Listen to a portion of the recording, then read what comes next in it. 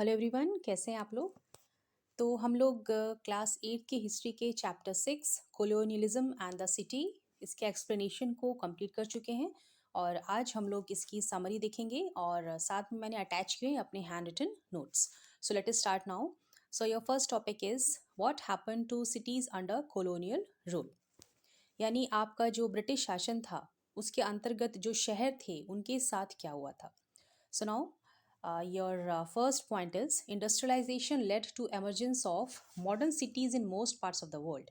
ठीक है, यानी जो औद्योगिक क्रांति हुई थी उसके बाद जो आपके पश्चिम के देश थे वहाँ पे आपके बहुत तेज़ी से विकास हुआ। वहाँ पे शहर का बहुत तेज़ी से पाश्चात्यकरण हुआ, बहुत अच्छे से विकास हुआ। जैसे कि ब्रिटेन की बात करें, in Britain industrial cities like Leeds and Manchester grew in 19th and 20th centuries.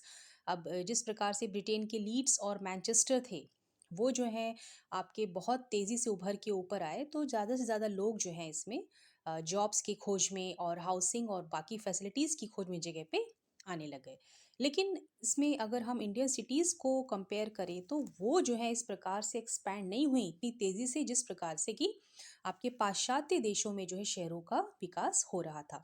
तो ऐसे कौन से कारण हैं, ठीक है, ये कारण कौन से हैं जिसकी वजह से जो है हमारे जो भारत में जो शहर हैं वो तेज़ी से पतन की ओर जा रहे थे और जो आपके पश्चिम के देश थे वहाँ पे सिटीज़ बहुत तेज़ी से ग्रो कर रही हैं। ठीक है, तो इसके अब रीज़न जो है हम लोग कारण देखेंगे। So first reason is for administrative purpose colonial India was divided into 3 presidencies, Bombay, Madras and Bengal. तो अब अंग्रेज़ों ने जो है अपना प्रशासनिक कार्य अच्छी तरीके से चलाने के लिए जो भारत था जिस पे कि वे लोग राज कर रहे थे, तो उन्होंने इसको 3 प्रेसिडेंसी में डिवाइड कर दिया था, बॉम्बे, मद्रास और बंगाल। तो ये 3 जगह जो है ये इनके मुख्य सेंटर थे जहाँ से कि ये भारतवर्ष पे शासन करते थे और ये कहलाया इन लोगों की प्रेसिडेंसी। तो ये आया कहाँ से? It developed from the east India companies factories. जैसे कि आप पढ़ चुके हैं, ये लोग हमारे देश में व्यापारी के रूप में आए, फिर उन्हें जो है धीरे धीरे अपनी फैक्ट्रीज एस्टेब्लिश की। फैक्ट्रीज मतलब जहाँ से कि ये अपने व्यापार का कार्य जो है वो किया करते थे। तो इनके जो ट्रेडिंग पोस्ट थे जो कि सूरत, मद्रास और कलकत्ता में थे, वही जो है डेवलप होके फिर इनकी प्रेसिडेंसीज बन गए। ओके, अब now Bombay, Madras and Bengal became the centre of British power in India. अब ये जो इनकी प्रेसिडेंसी थी ये इनकी शक्ति का मुख्य सेंटर था, right. So now let us look further. As a result, host of smaller cities declined. Many towns manufacturing specialized goods and declined due to the demand of reduction of what they produced. अब देखिए यहाँ पे चूंकि आपके जो इनके प्रशासनिक कार्य के लिए इन्होंने अपने जो जगह था उसको इन्होंने क्या किया, उसको बदल दिया। ठीक है, एक जगह से दूसरी जगह ले गए। तो इससे क्या हुआ कि जो आपके छोटे छोटे शहर थे वो डिक्लाइन पे आ गए। अब इसमें ऐसे शहर जहाँ पे कि कुछ स्पेशल गुड्स की मांग थी, यानी जहाँ पे कि उनकी डिमांड बहुत अधिक थी, तो अब ये डिमांड जो है वो रिडक्शन में आ गया, यानी लोग उसमें कमी हो गई। तो अब ये लोग यहाँ पे उसकी मैन्युफैक्चरिंग जो है वो ख़त्म होने लगी। अब चूंकि आपका जो फ्लो ऑफ ट्रेड था तो न्यू सेंटर्स की तरफ चला गया। तो इससे जो है आपके जो पहले के पुराने जो ट्रेडिंग सेंटर्स थे और पोर्ट्स थे, ठीक है, उनको अब सर्वाइव करने में बहुत ज़्यादा समस्या होने लग गई। ठीक, अब जो ब्रिटिश हैं उन लोगों ने बहुत से लोकल रूलर्स को जो है हरा दिया था। उनका जो राज्य था उसको ब्रिटिश एम्पायर में मिला लिया था, उनकी शक्ति जो उन्होंने हीन कर दी थी। तो इससे जो आपके पहले के जो मुख्य सेंटर्स थे रीजनल पावर्स के वो कोलैप्स हो गए। अब उसके बाद जो नए सेंटर एडमिनिस्ट्रेशन की उनका जो है उदय हुआ। अब उसके बाद जो तीसरा आपका जो नेक्स्ट कारण है वो ये है आपका डी अर्बनाइजेशन। ठीक है, यानी अर्बनाइजेशन होता है जहाँ पे आपके शहरों का उदय हो रहा है, उनका विकास हो रहा है। लेकिन डी अर्बनाइजेशन मतलब जहाँ पे आपके शहरों का पतन होता है। तो अभी भारत में जैसे हम बात कर रहे हैं तो वहाँ पे शहरों का पतन हो रहा था, तो वहाँ पे इन्होंने जो मुख्य शहर बताए हैं जैसे आपका मछलीपट्टनम था, सूरत और श्रीरंगनापट्टनम, ठीक है, ये सब जो है डिक्लाइन की तरफ आने लग गए। तो इसमें मुख्यतः इन्होंने, अब जैसे हम मछलीपट्टनम की बात करें 1672, ठीक है, तो अब 17वीं शताब्दी में जो मछलीपट्टनम था वो एक बहुत ही इंपॉर्टेंट पोर्ट टाउन था। ठीक है, इसकी बहुत ही इंपॉर्टेंस थी पोर्ट टाउन के रूप में।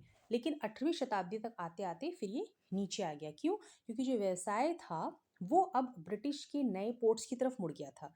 ठीक है, अब ये नए पोर्ट खुले थे इनके बम्बई, मद्रास और कैलकाटा में। ठीक है, तो इसी प्रकार से जैसे इन्होंने मछलीपट्टनम का एग्जाम्पल दिया है उसी तरह से दूसरे और भी जो शहर थे वो पतन की तरफ चले गए, राइट। अब देखिए नेक्स्ट टॉपिक है आपका how many Delhi's before new Delhi, यानी जो नई दिल्ली बनी उस नई दिल्ली के बनने से पहले और दिल्ली कितनी बार बनी? तो दिल्ली आज की नहीं है, ठीक है? और दिल्ली में कभी भी स्थिरता नहीं रही, यहाँ पे हमेशा उठा-पटक होती रही, ना जाने कितने लोग आए, उन्होंने शासन किया, आए गए, चले गए, ठीक? So Delhi has been a capital for more than 1000 years, ठीक? Now 14 capital cities were built in area of 60 square miles on the left of Jamuna river, okay. अब इसमें से जो सबसे ज़्यादा अच्छा शहर, स्प्लेंडेड कैपिटल जिसे कहा जाता है, वो था आपका शाहजहानाबाद, जिसको शाहजहां ने बनवाया था। 1639 में शुरुआत हुई थी इसकी, ओके। अब ये जो शहर है, इसकी जो भी डिलाइट्स थे, जो भी इसके बेनिफिशियल चीज़ें थी, जो भी इसके प्लेजर थे, ठीक है, वो सारी जो है, जो एन्जॉयमेंट होता था, वो कुछ ही लोगों के द्वारा किया जाता था, वो भी मोस्टली मेल्स के द्वारा, ठीक। उसके बाद भी यहाँ पे अमीर और गरीबों के बीच में एक बहुत ही शार्प डिवीजन देखने में मिलता था। Now your next topic is the making of new Delhi, यानी आपका जो नई दिल्ली बना, वो किस प्रकार से बना? तो देखिए 1911 के बाद the Delhi became the capital of British India and the modern city developed. यानी पहले दिल्ली के विकास की तरफ अंग्रेज़ों का इतना ध्यान नहीं गया था, लेकिन जब इन्होंने दिल्ली को अपनी राजधानी बनाया, उसके बाद जो आपकी मॉडर्न सिटीज़ की डेवलपमेंट जो है वो शुरू हो गई, right. So now demolishing a past, यानी आपके जो अतीत था वो किस प्रकार से demolish हुआ, right? So now, before 1857, the living spaces of Indians and the British were sharply separated. 1857 से पहले जो अंग्रेज और इंडियंस थे, उनके रहने की जो जगह थी उसमें बहुत फर्क था। कैसे? जो इंडियंस थे वो ब्लैक एरियाज में रहते थे, यानी जिस एरिया में रहते थे उनको ब्लैक एरियाज कहा जाता था, और जो ब्रिटिश थे वे जिस एरिया में रहते थे उसको वाइट एरिया कहा जाता था। तो यहाँ पे जो ब्रिटिश थे उन्होंने काफ़ी अपनी इंटरेस्ट दिखाया उर्दू और पर्शियन कल्चर को समझने में, पढ़ने में, और पोइट्री में भी वो लोग खास दिलचस्पी दिखाते थे और लोकल फेस्टिवल्स में पार्टिसिपेट किया करते थे।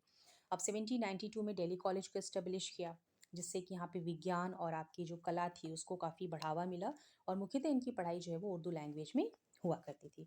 अभी जो पीरियड 1830 से 1857 के बीच है, इसको पीरियड ऑफ रिनाइसेंस कहा जाता है, ठीक है, यानी एक विकास का दौर, ठीक है, जहाँ पे कि लोगों का विकास होता है। रिनेसेंस यानी जहाँ प्रगति होती है, नई नई चीज़ें विकास में आती हैं, आगे बढ़ती हैं। अब 1857 के बाद, यानी 1857 से पहले हमने देखा कैसी स्थितियाँ थी, अब 1857 के बाद हम देखेंगे। तो अब 1857 की क्रांति आप लोग अच्छे से जानते हैं।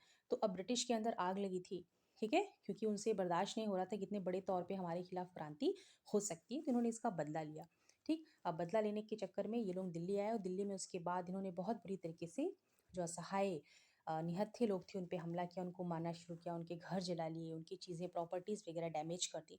तो लोग जो है अपना जीवन बचाने के लिए यहाँ वहाँ भागने लगे, दिल्ली छोड़ के फिर उन्होंने शेल्टर ली, ठीक है, where they took shelter in the small communities and the tombs outside the city, okay. अब ये जो ब्रिटिश थे पूरी तरीके से मुगल को जो है ये जिम्मेदार मानते थे 1857 की क्रांति के लिए, क्योंकि बहादुर शाह जफर ने इनका नेतृत्व किया था, तो इन्होंने बहादुर शाह जफर को जो है बर्मा भेज दिया, ओके। और वहाँ पे भेजने के बाद इसके जितने भी महल थे, गार्डन्स थे, सबको पूरी तरीके से तहस नहस कर दिया इन्होंने। अपनी जो सैन्य छावनी थी उसी जगह पे उसको जो है वो बना दिया। अब ये जो ब्रिटिश थे वो चाहते थे कि अब जो मुगल जो हैं वो पूरी तरीके से लोगों के दिलो दिमाग से हट जाएं, क्योंकि वो जानते थे कि अभी तक लोगों के दिमाग में जो मुगल एम्परर है उसकी छवि एज अ लीडर बची है, तो वो उसको हटाना चाहते थे। They wanted to completely erase all the memories of the Mughals. तो इसके लिए इन लोगों ने क्या किया, they completely cleared off the gardens, the pavilions and the mosques around the fort, ठीक है। जो भी चीज़ें उसके दौर में बनी हुई थी पूरी तरीके से इन लोगों ने उसको ख़त्म करना शुरू कर दिया।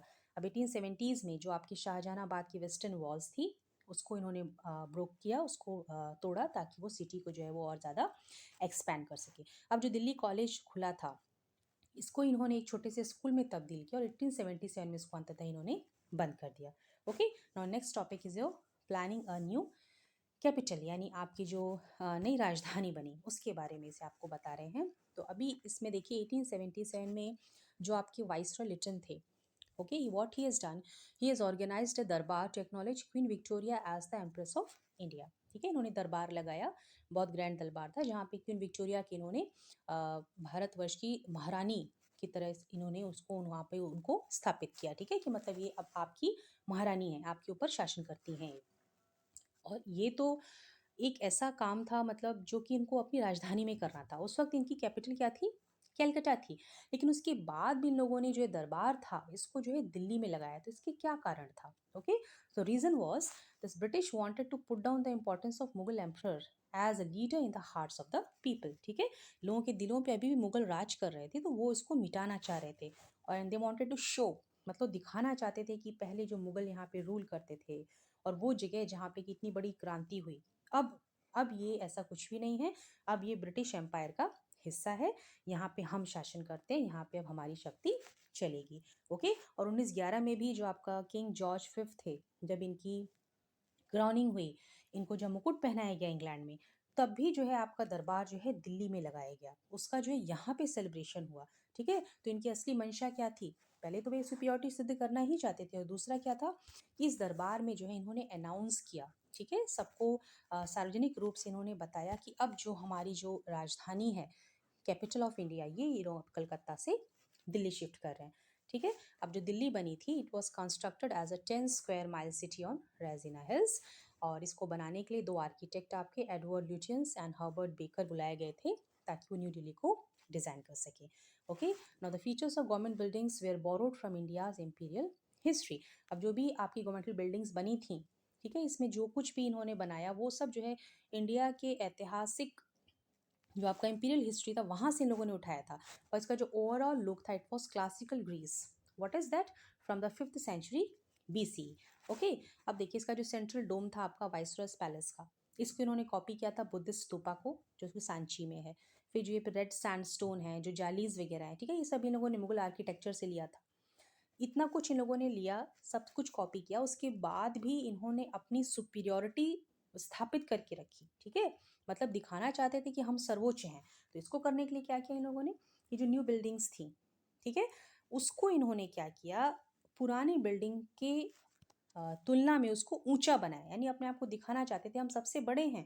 तो इन्होंने वाइसरॉय पैलेस को जो है शाहजहां के जामा मस्जिद से जो है हायर किया। ओके, क्योंकि जामा मस्जिद अपने टाइम की सबसे ऊंची बिल्डिंग थी, सबसे बड़ी बिल्डिंग थी, तो उसको दबाने के लिए उन्होंने वाइसरॉय पैलेस को जो है उससे बड़ा बनाया। ओके, नाउ सी, अब ये जो आपकी दिल्ली थी इसको बनने में तकरीबन 20 साल का समय लगा। अब जब दिल्ली बनी तो उसके बाद एक हुई आपकी न्यू दिल्ली, एक हुई आपकी ओल्ड दिल्ली। ठीक है, देखिए आपकी शाहजहानाबाद है। तो इन दोनों में जो है काफ़ी फ़र्क था। ठीक है, अब देखिए old Delhi it had crowded mohallas, mazes of narrow bylanes, but in new Delhi there were broad straight streets lined with mansions in the middle of the large compounds. ठीक है, ये कंपेयर कर रहे हैं ओल्ड दिल्ली को और न्यू दिल्ली को। अब जो आपकी ओल्ड दिल्ली थी, it showed a lots of chaos, but New Delhi represented a center of law and order. Now the old Delhi was overcrowded, unhygienic and unhealthy, but New Delhi had clean and healthy space. New Delhi represented better water supply, sewage disposal and drainage facilities than the old city. New Delhi was green with trees, parks, having fresh air with adequate oxygen. ठीक है, तो ये फर्क था आपका new Delhi और old Delhi के structure में। ठीक है, अब देखिए अब नेक्स्ट टॉपिक है आपका life in the time of partition. जब दिल्ली का आपका जब भारत का विभाजन हुआ आज़ादी मिलने के बाद, ठीक है, जब हम स्वतंत्र हुए उसके पश्चात 1947 में जो बंटवारा हो गया, जो आपका इंडिया और पाकिस्तान बन गया, तो इस दौरान जो है बहुत सारे लोगों का जो बॉर्डर हो गया, यानी एक हिंदुस्तान पाकिस्तान, दोनों तरफ लोगों का जो बहुत ह्यूज पॉपुलेशन यहाँ से वहाँ और वहाँ से यहाँ मूव करने लगी। राइट, अब इसमें जो है दंगे भड़के और दंगों में हज़ारों की संख्या में लोग दिल्ली में मारे गए, उनके यहाँ घरों को जला दिया गया। ठीक है, उनको लूटिंग की गई। अब जो मुस्लिम आपके जो दिल्ली में रह रहे थे वो पाकिस्तान की तरफ जाने लगी, और सिख और हिंदू जो थे जो दिल्ली में थे वो जो पाकिस्तान में थे वो दिल्ली की तरफ आने लगे। ठीक है, it was totally exchange of people. Right, so now refugees जो थे, यानी जो बाहर से लोग आ रहे थे, वो अब घरों की तलाश करने लग गए कि भाई कोई खाली घर मिले तो वहाँ पे हम लोग रहें। और जब खाली घर नहीं मिलता था तो वहाँ जो मुस्लिम्स रह गए थे उनको जो है वो डरा धमका के वहाँ से जाने के लिए कहते थे, या कहते थे कि आप अपनी प्रॉपर्टी हमको बेच दीजिए। अब दिल्ली जो है ये एक सिटी ऑफ रेफ्यूजीज बन गई, क्योंकि बहुत सारे माइग्रेंट जो है वो पंजाब से यहाँ पे आ चुके थे। अब ये रह कहाँ रहे थे? ठीक है, they stayed in camps, schools, military barracks in gardens, क्योंकि इनके पास कोई घर तो अपना था नहीं। ठीक है, तो उस दौरान ये लोग यहाँ पे अपना रहे थे, इस इंतज़ार में कि भाई तब तक हमारा कोई घर बन जाएगा। अब इसमें से कुछ लोग थे उनको कोई खाली घर मिल जाता था तो वहाँ जाके घुस गए। ठीक। और कुछ लोग जो है रेफ्यूजी कॉलोनीज़ में रहने लग गए। इसी में आपकी जो न्यू कॉलोनीज़ उस वक़्त जो आई आपकी बन के ऊपर, वो एक आपका लाजपत नगर और एक आपका तिलक नगर है, ठीक है। अब इस दौरान लोगों की ज़रूरतें पूरी करने के लिए जो है शॉप्स और स्टॉल्स लगाए गए, स्कूल और कॉलेजेस भी जो है वो खोल दिए गए। अब इस दौरान जो लोग यहाँ से वहाँ और वहाँ से आए थे, तो उनके जो स्किल्स थे, ऑक्यूपेशंस थे, काफ़ी अलग-अलग थे, ठीक है। तो अब ये जो है रिप्लेस्ड हो गए, ठीक है। यानी जो स्किल ऑक्यूपेशन इंडिया में था वो पाकिस्तान चला गया, और पाकिस्तान में जो स्किल ऑक्यूपेशन थी वो लोग लेके अब इंडिया में आ गए थे। तो अब जो मुस्लिम्स जो कि भारत से पाकिस्तान में गए थे, उसमें मुख्यतः लोग आर्टिसंस थे, पेटी ट्रेडर्स और लेबरर्स थे। और जो लोग पाकिस्तान से दिल्ली में आए थे, they were mainly rural landlords, lawyers, teachers, traders and small shopkeepers, ठीक है। अब पार्टीशन की वजह से इनकी जो ज़िंदगियाँ थीं और जो इनके काम काज थे, ऑक्यूपेशन थे, उसमें बहुत तेज़ी से बदलाव आया। यानी जो लोग बहुत अमीर थे, ठीक है, उन लोगों को भाई ठेले खींचने पड़े, रेहड़ी लगानी पड़ी अपनी रोज़ी रोटी चलाने के लिए, ठीक है। इसके अलावा कोई रास्ता नहीं था उसके पास, ठीक। तो लोगों का ज़िंदगी बदल गया, उनके काम करने के तरीके बदल गए, okay. And now large migrants from Punjab change the taste sensibilities in food, dress and the arts of Delhi. अब बहुत सारे लोग जो है पंजाब से आए, तो उनके जो टेस्ट लगते खाने को, आपका जो कपड़े पहनने का तरीका था, ठीक है, और उनके जो तौर तरीके थे, वो पूरी तरीके से अलग थे। तो जब वो आके दिल्ली में रहने लग गए, तो दिल्ली का जो एक सोशल एटमॉस्फेयर था, वो पूरी तरीके से जो है वो चेंज हो गया। Now your next topic is inside the old city. अब जो आपकी पुरानी दिल्ली है, ठीक है, तो यहाँ पे पुरानी दिल्ली शाहजहानाबाद में जो है आपके मुगल्स थे। So they have made an excellent system of water supply. इन्होंने कैनल्स बहुत अच्छे बनाए थे, इससे लोगों को फ्रेश वाटर मिलता था, जिससे इनकी सारी ज़रूरतें जो है वो पूरी होती थी। लेकिन ये जो है 19वीं शताब्दी में पूरी तरीके से नेग्लेक्ट कर दिया गया। यानी जो पीने का पानी था, जो ड्रेनेज था, वो पूरी तरीके से जो है नेग्लेक्ट किया, उस पर लोगों ने ध्यान नहीं दिया। और जो आपके वेल्स थे, यानी जो बाउलीज थे और जो चैनल्स थे हाउस होल्ड वेस्ट को रिमूव करने के लिए, दे वर ब्रोकन डाउन। अब ये जो ब्रोकन चैनल्स थे, अब चूंकि वो टूट फूट गए थे, तो इससे अब आपकी पॉपुलेशन बहुत तेज़ी से बढ़ी थी, तो इससे जो है लोगों की अब इसकी नीड जो है पानी की जो है वो पूरी नहीं हो रही थी। ना तो प्रॉपर ड्रेनेज सिस्टम था, ना तो पीने का पानी था। So at the end of 19th century a new system of open surface drains was introduced. यानी अब एक नया सिस्टम इंट्रोड्यूस किया गया, open surface drains, but it prove to be failure, क्योंकि ये भी भर गया, क्योंकि पॉपुलेशन तो बढ़ रही है, ठीक है। तो इससे क्या हुआ, ये एक फेलियर हो गया। सो नाउ अब जो दिल्ली म्यूनिसिपल कमेटी थी, इसने बिल्कुल भी दिलचस्पी नहीं दिखाई कि वो जो है थोड़ा भी पैसा गुड ड्रेनेज सिस्टम पे एक्सपेंड करें। अब इसके एवज में जो पैसा था सारा का सारा कहाँ लग रहा था, वो न्यू दिल्ली के एरिया में एक्सपेंड किया जा रहा था, okay. Now your next topic is the colonial bungalow was very different from the havelis. यानी आपके जो मुगल्स एरिस्टोक्रेसी थे, वो जिस प्रकार के घरों में रहते थे, उनको हवेलीज कहा जाता था। और जो अंग्रेज थे, उन्होंने जो अपने घर बनाए, ठीक है, उसको कॉलोनियल बंगलो कहा जाता था। इन दोनों में बहुत फ़र्क था, ठीक है। तो हम देखें किस प्रकार था फ़र्क था। यहाँ पे जो हवेलीज थी, देखिए, the Mughal aristocracy in the 17th and 18th century lived in grand mansions called Havelis. And Havelis were large walled compounds with mansions, courtyards, and fountains. And Havelis housed many families, had a beautiful gateway with open courtyard surrounded by public rooms meant for visitors. Inner courtyard with its pavilions and room were meant for women of household. And some Havelis had several other structures, including housing for car drivers, tent pitchers, torch bearers, accountants, clerks, and household servants. ठीक है। तो अब ये जो आपकी हवेली है, ये काफ़ी बड़ी हुआ करती थी। इनका कंपाउंड एरिया बहुत बड़ा था। इसमें बहुत से मैंशंस थे, कोर्टयार्ड्स थे, झरने लगे थे, ठीक। और यहाँ पे बहुत सारी फैमिलीज रहा करती थी, बहुत खूबसूरत गेटवे था, ठीक। और पब्लिक रूम्स थे जो कि बाहर के लोगों के लिए बने थे, यानी जो विजिटर आते थे, बिजनेसमैन आते थे, यहाँ पे ठहरते थे। और जो अंदर का कोर्टयार्ड था, वहाँ पे जो मेनली घर की औरतें रहा करती थी, ओके। और बाकी जो आपके काम के लोग थे, कार ड्राइवर्स, टेंट पिचर्स वगैरह, उन लोगों के लिए भी जो है कुछ हवेलियाँ बनाई गई थी। अब इसको इन्होंने कंपेयर किया है कॉलोनियल बंगलो से। तो कॉलोनियल बंगलो कैसे अलग थे, सबसे पहले तो ये न्यूक्लियर फैमिली के लिए बने थे, है ना। यहाँ पे छोटे छोटे परिवार रहा करते थे, और इसमें लार्ज सिंगल स्टोरेड स्ट्रक्चर था, बहुत बड़ा नहीं था, with A pitch roof. And it was set in 1 or 2 acres of open ground with separate living and dining rooms and bedrooms and had wide veranda. Now kitchens, tables and dozens of servants quarter were separated from the main house, ठीक है। इनके kitchen जो जो आपके kitchen थे, stables थे, और इनके जो नौकर थे दर्जनों की संख्या में थे, ठीक है। तो इनके जो घर थे, वे जो है मेन घर से अलग हुआ करते थे, वो उसके अंदर में नहीं थे। तो ये आपको कंपेयर करके बताया गया है कि हवेलीज और कॉलोनियल बंगलों में किस प्रकार से फ़र्क था। Next is your decline of हवेली। यानी अब आपके जो मुगल एरिस्टोक्रेसी थे, जो इतनी बड़ी बड़ी हवेलीज में रहा करते थे, वो किस प्रकार से पतन के कगार पे आ गई। अब जब ब्रिटिश आपका रूल स्थापित हो गया, तो इन्होंने जब नवाबों के अधिकार छीन लिए, उनको हरा दिया, तो उसके बाद अब नवाबों के पास इतनी शक्ति नहीं रह गई, इतना पावर और पैसा नहीं रह गया कि वो इतनी बड़ी बड़ी हवेलीज को मेंटेन कर सकें। तो इसमें इन्होंने क्या किया, the havelis began to be subdivided and sold. Now अब जो स्ट्रीट्स थे हवेलीज के सामने, वहाँ पे शॉप्स बना दी या फिर वेयर हाउसेस बना दिया, और इसमें कुछ हवेलीज को जो है, जो मर्चेंटाइल क्लास थी, ठीक है, उसने खरीद लिया, कुछ जो है वो टूट फूट गई और ख़राब हो गई। Now next topic is the municipality begins to plan.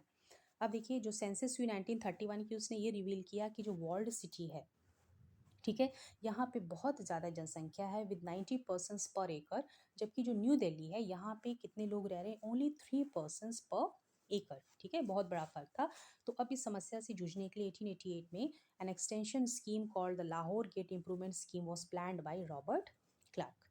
तो इस स्कीम में क्या था, क्या आइडिया था जिसके तहत ये स्कीम जो है लॉन्च की गई थी।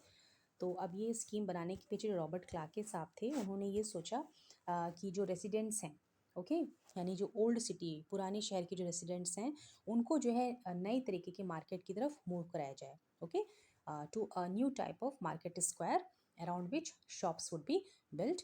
A street strictly followed the grid pattern with identical width, size and character, and the land was divided into regular areas. ठीक है, तो इस प्रकार से इन लोगों ने जो है रॉबर्ट क्लार्क के साहब ने प्लानिंग की थी। लेकिन हुआ क्या, Clarkiganj means it is use for the development, it remained incomplete and could not decongest the old city. लेकिन ये पूरी तरीके से फेलियर साबित हुआ, इससे जो है ओल्ड सिटी की जो कंजेशन की प्रॉब्लम थी, बिल्कुल भी सॉल्व नहीं हुई। तो अब जो है 1936 में the Delhi improvement trust was setup, ठीक है, तो इसने क्या किया भाई, so now it built areas like Daryaganj south for wealthy Indians. Okay, and now the houses were grouped around parks. Within houses, space was divided according to the privacy, and different members of same family had their own private spaces instead of sharing with many families. ठीक है, तो अब ये जो है पूरी तरीके से अलग था। 1936 में दिल्ली इंप्रूवमेंट ट्रस्ट जो सेटअप किया गया था, तो उसमें जो है इसने इस प्रकार के जो स्ट्रक्चर्स को जो है फॉर्म किया था, ठीक है। तो ये है आपके पूरे चैप्टर का summary with notes. I hope it is going to be very beneficial for you. You can study this, and I hope your concepts are cleared, and if you have any doubt you can put it in the comment box. और अब अगली video में हम लोग आपका next chapter शुरू करेंगे. So till that time, see you, bye bye.